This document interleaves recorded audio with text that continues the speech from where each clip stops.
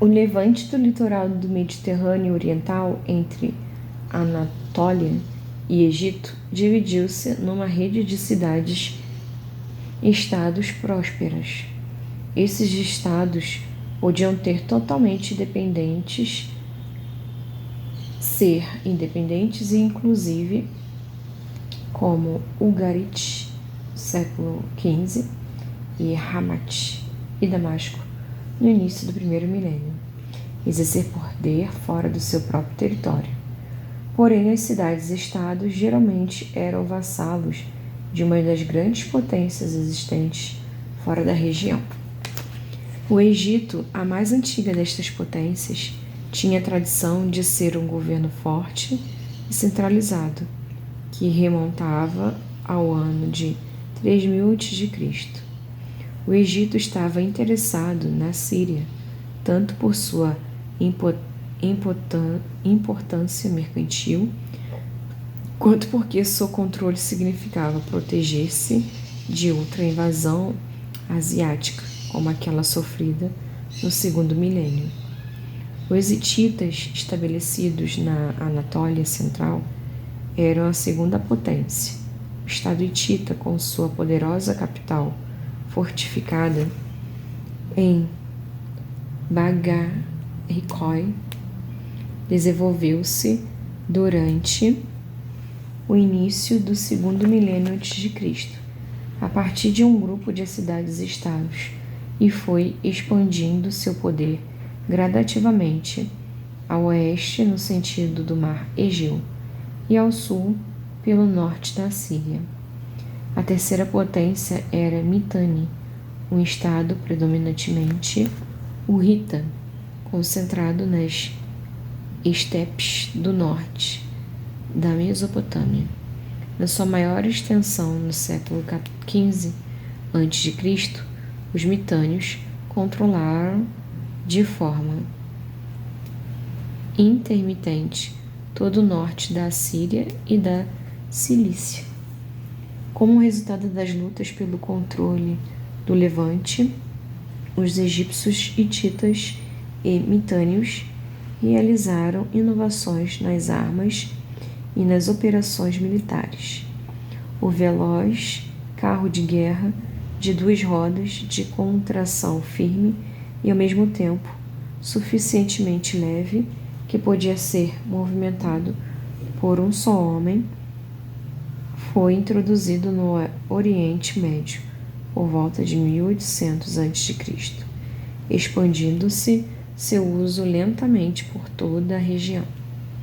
Puxado por um par de cavalos, levando arcos com poderosos arcos e flechas com ponta de bronze.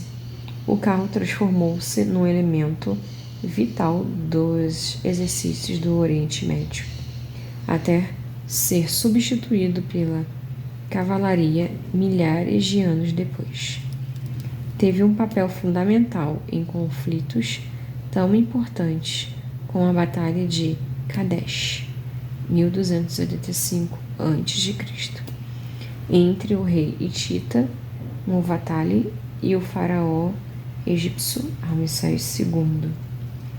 Contudo, a guerra aberta era apenas um aspecto das operações militares.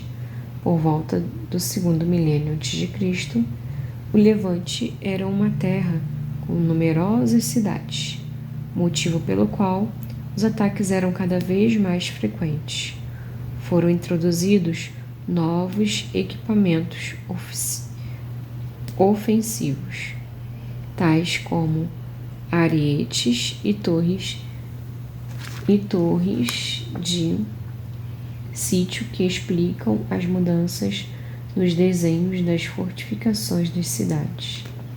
O glacis foi uma invenção importante que consistia na construção dos muros da cidade de tal forma que não podia ser atingido pelos atacantes devido a uma ladeira íngreme e longa que era coberta com gesso escorregadio ou pedra. Mesmo assim, as sólidas defesas nem sempre podiam impedir que uma cidade fosse invadida, encontrando